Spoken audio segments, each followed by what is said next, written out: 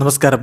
Raf talk ഫുട്ബോളിലേക്ക് അവർക്കും സ്വന്തം. ഇന്നലെ റമോക്കെതിരെയുള്ള കോപ്പ ഡു ബ്രസീൽ മത്സരത്തിന് ശേഷം ഉണ്ടായ സംഭവവികാസങ്ങൾ എല്ലാവർക്കും അറിയാമല്ലോ. നെയ്മർ കാട്ടിക്കൂട്ടി ഇത്തിരി ഓവറായി എന്ന തരത്തിലാണിപ്പോൾ ബ്രസീലിയൻ ഫുട്ബോൾ ലോകം വിമർശിച്ചുകൊണ്ടിരിക്കുന്നത്. ഏതായാലും നെയ്മറെ കളി തുടങ്ങിയത് മുതൽ ടോണ്ട് ചെയ്തുകൊണ്ടേയിരിക്കുകയായിരുന്നു എതിർ ടീമിൻ്റെ ആരാധകരും മറ്റും എതിർ ടീമിൻ്റെ സ്റ്റാഫൊക്കെ.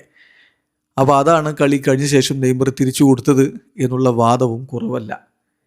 ഏതായാലും ഈ പ്രശ്നങ്ങൾ, കളിക്ക് ശേഷം നടന്ന പ്രശ്നങ്ങൾ റഫറിയുടെ റിപ്പോർട്ടിലില്ല എന്നാണ് ലഭ്യമായിട്ടുള്ള വിവരം. അതേസമയം STJD, ബ്രസീലിലെ superior court of sports justice, ഈ വിഷയം ഇൻവെസ്റ്റിഗേറ്റ് ചെയ്യാൻ വേണ്ടി തീരുമാനിച്ചിട്ടുണ്ട് എന്ന് ESPN റിപ്പോർട്ട് ചെയ്യുന്നു.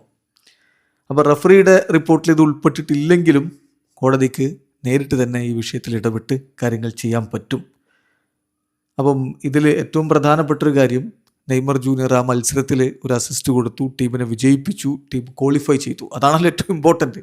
പക്ഷെ അതിന് ശേഷം നടന്ന കാര്യങ്ങൾ, എതിർ ടീമിൻ്റെ ആരാധകരുടെ പ്രൊവോക്കേഷനിൽ നെയ്മർ വീഴുകയും അത് അദ്ദേഹം തിരിച്ച് കുറേ കാര്യങ്ങൾ പറയുകയും വളരെ മോശമായിട്ടുള്ള ചില വാക്കുകളൊക്കെ ഉപയോഗിച്ചിട്ടുണ്ട്. ഒരു ആരാധകന് നേരെ ഒരു ഫ്ലൈയിങ് കിസ്സൊക്കെ കൊടുത്തിട്ട് ഇത് നിനക്കല്ല നിൻ്റെ ഭാര്യക്കാണ് എന്നൊക്കെ പറഞ്ഞതൊക്കെ കൈവിട്ടു പോയ രൂപത്തിലേക്ക് എത്തിയിട്ടുണ്ട്.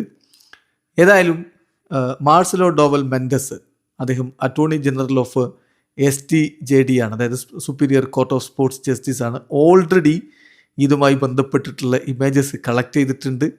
അദ്ദേഹം ഈ ഒരു എന്ത് ആക്ഷനാണ് എടുക്കേണ്ടത് എന്ന കാര്യത്തിൽ ഇപ്പം തീരുമാനമെടുക്കാൻ പോകുന്നു എന്നാണ് ESPN ബ്രസീൽ റിപ്പോർട്ട് ചെയ്യുന്നത്.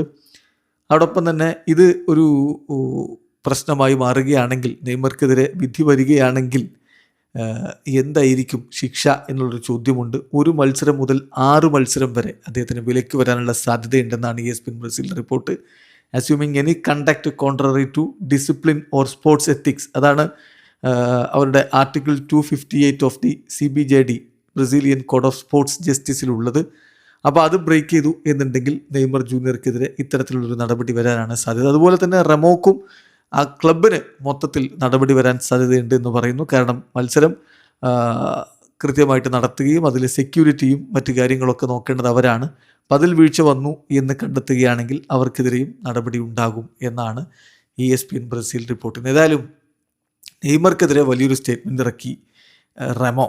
അതിന് മറുപടിയായിട്ട് സാൻഡോസും സ്റ്റേറ്റ്മെൻറ്റ് ഇറക്കുന്ന കാഴ്ചയാണ് പിന്നീട് നമ്മൾ കണ്ടത്. അതായത് ക്ലബ്ബുകൾ തമ്മിൽ നേരിട്ട് ഒരു പോരിലേക്ക് പോകുന്ന അവസ്ഥ. റെമോയുടെ സ്റ്റേറ്റ്മെൻറ്റിൽ അവർ പറയുന്നത് എങ്ങനെയാണ്, മത്സരത്തിന് ശേഷം നെയ്മർ അവരുടെ മെമ്പേഴ്സിനെ അപ്രോച്ച് ചെയ്തു, അവരുടെ ഡെലിഗേഷൻ മെമ്പേഴ്സിനെ അപ്രോച്ച് ചെയ്തു. എന്നിട്ട് വളരെ പ്രൊവോക്കേറ്റീവായിട്ടുള്ള മോക്കിംഗ് ആയിട്ടുള്ള ടോണിൽ കുറേ കാര്യങ്ങൾ ചെയ്തു. അതാണ് പിന്നീട് പ്രശ്നമുണ്ടാക്കാനുള്ള കാരണം.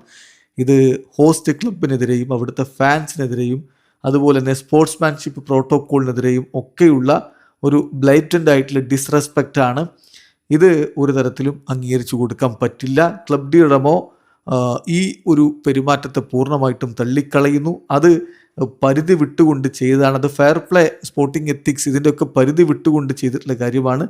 തീർച്ചയായിട്ടും ഇതുമായി ബന്ധപ്പെട്ട് അപ്രോപ്രിയേറ്റീവ് മെഷേഴ്സ് എടുക്കും, ഇതിനെതിരെ നടപടിയെടുക്കും എന്ന് തന്നെയാണ്, അല്ലെങ്കിൽ അത്തരത്തിൽ അധികാരികളുടെ മുന്നിലേക്ക് പോകുമെന്ന് തന്നെയാണ് ഇപ്പോൾ റെമോ അറിയിച്ചിരിക്കുന്നത്. CBFൽ ഇതുമായി ബന്ധപ്പെട്ട് പരാതി കൊടുക്കും എന്നാണ് അവർ പറയുന്നത്. നെയ്മറുടെ ബിഹേവിയർ വളരെ മോശമായ രൂപത്തിൽ സംഭവിച്ചതാണെന്ന് പറയുന്നു.